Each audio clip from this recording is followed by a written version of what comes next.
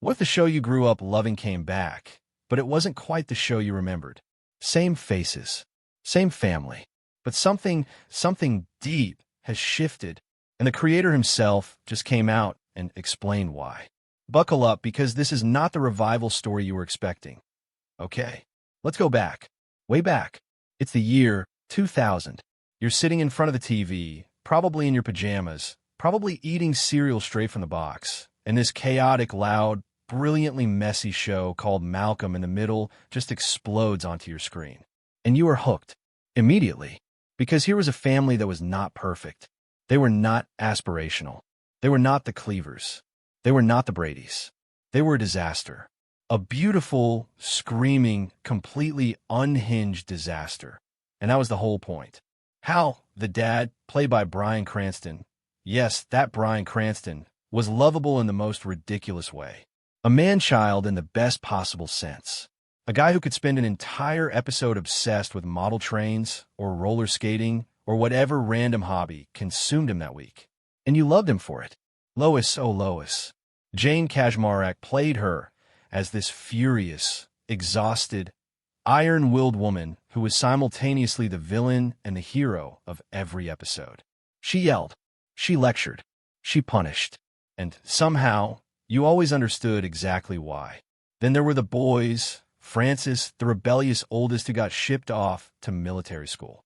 Reese, the dumb but lovable middle brother whose entire personality was chaos.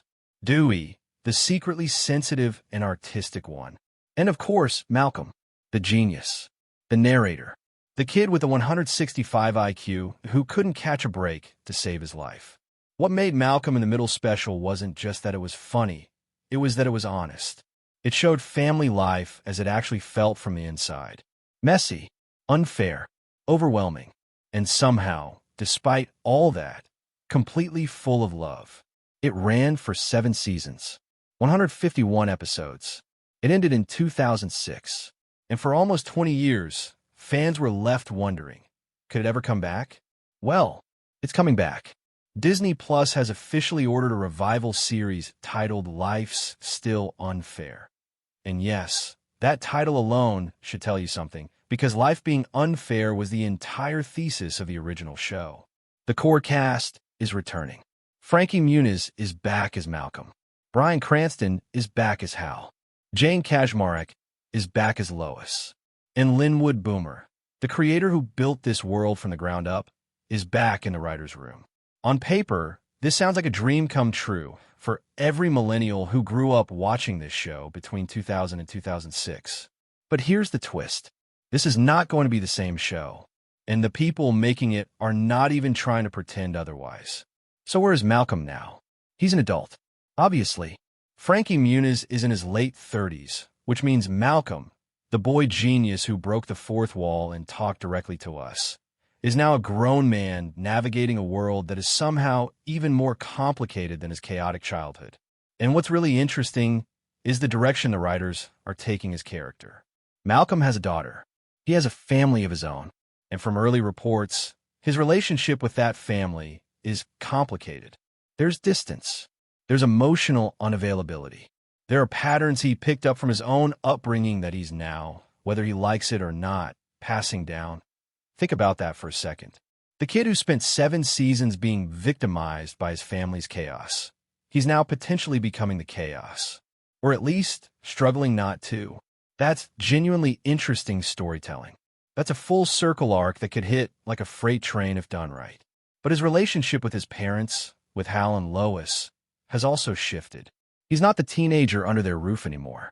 He's a peer, an adult son trying to figure out who he is outside the identity of the smart one. And Hal and Lois? They're older too. The dynamic has completely changed. This is where things change, and I mean really change. The original Malcolm in the Middle was anarchic. It was loud.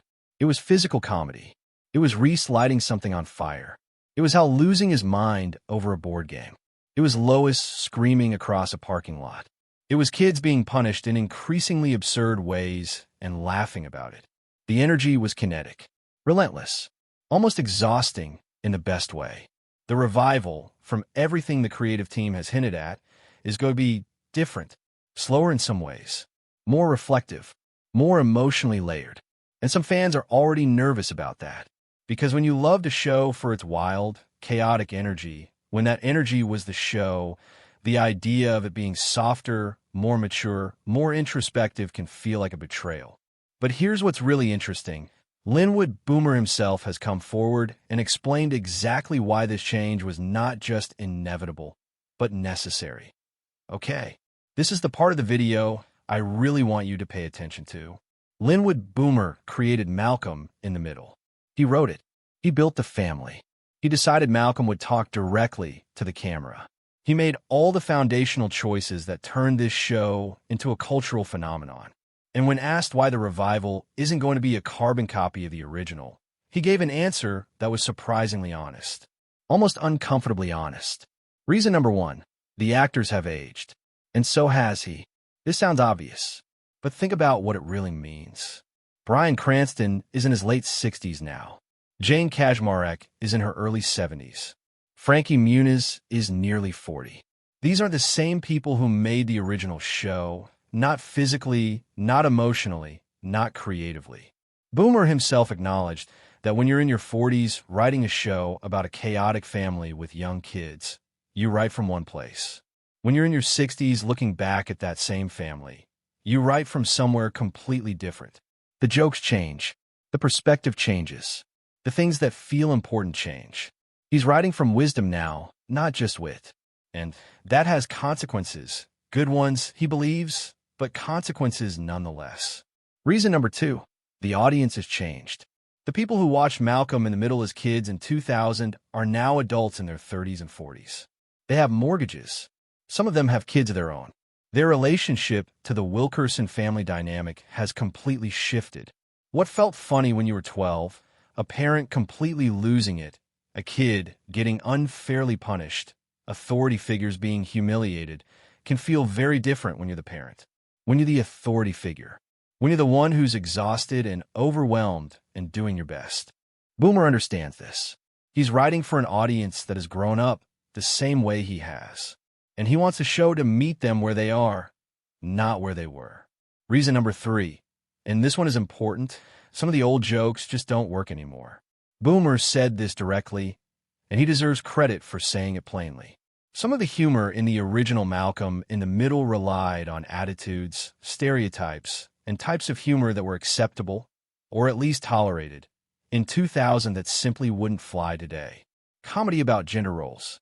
Physical punishment played entirely for laughs. Certain jokes about class, about intelligence, about bodies. He's not disavowing the original show. He's not saying it was wrong.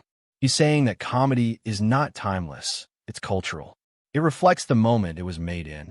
And the moment we're in now is different. So the revival has to be different too. But here's the thing, and I say this as someone who genuinely loved this show growing up, the nostalgia alone is going to hit hard. The moment you see Hal and Lois together again on screen, something is going to happen in your chest. Something warm and complicated. Because these aren't just characters. For a lot of us, they were stand-ins for our own families. The loud, imperfect, loving chaos of growing up in a home where everyone was just trying to survive each other. And seeing Malcolm as an adult, seeing him struggle with fatherhood, with identity, with the weight of being the smart one his whole life. That's going to resonate in ways the original show never could. Because you've lived it now. You know what it feels like to carry the expectations people put on you as a kid. You know what it feels like to become your parents in ways you swore you never would. That's the gift of a revival done right. It doesn't just give you more of what you loved. It gives you a mirror. It shows you how far you've traveled since you first fell in love with these people. And the fact that Bryan Cranston, who went on to play Walter White, one of the most complex characters in television history, is coming back to play Hal, there's something almost poetic about that. Hal Wilkerson and Walter White are cousins in a way. Both suburban dads. Both hiding something enormous beneath the surface of their ordinary lives. Except Hal's secret was that he was a loving, ridiculous goofball, and Walt's secret was, well, but let's be real. Let's have an honest conversation here. Not everyone is excited about these changes. There's already a segment of the fan base, and it's a vocal one, that is deeply skeptical of the revival. Their argument goes something like this. The original show worked because it was raw, because it didn't moralize, because it trusted the audience to laugh at uncomfortable things without needing a lesson attached. And they're worried that a softer, more self-aware version of Malcolm in the Middle is going to sand down everything that made the show distinctive. They're worried it's going to be a show about Linwood Boomer's feelings about getting older, dressed up in the costume of a beloved childhood memory. And honestly, that's a fair concern. Revivals are tricky. They almost always disappoint at least some portion of the original fan base, because the thing people are really asking for is not a new season. They're asking for the feeling they had watching the original. And you cannot manufacture that. That feeling belonged to a specific time, a specific age, a specific version of yourself that no longer exists. What's really interesting is whether Boomer and the team can thread that needle. Honor the original while building something genuinely new. Give longtime fans enough familiarity to feel at home while also surprising them. That is an almost impossibly difficult creative task. And the fact that they're being honest about the changes, rather than promising a perfect replica and then delivering something hollow, is at least a sign that they understand the challenge that, here's where I leave you with the big question. Is change in a revival a good thing or a betrayal? And I think the answer is it depends entirely on what you want for nostalgia. If what you want is to feel 12 again, to sit on that couch, eat your cereal, and laugh at exactly the same things you laughed at then, the revival will probably disappoint you. Not because it'll be bad, but because you're not 12 anymore.